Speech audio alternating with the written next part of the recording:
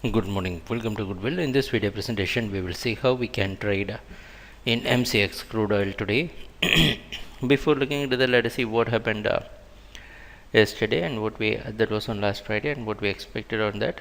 The chart you're seeing is a 7-minute candlestick chart, and this candlestick indicates last Friday's price opening, which shows that the market opened near 5,000. We expected the price to stay on buying, maintaining 4,890 as stop.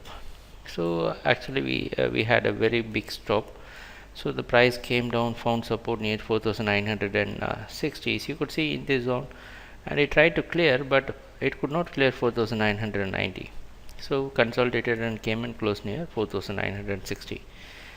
Today it's expected to open somewhere near 4,950s.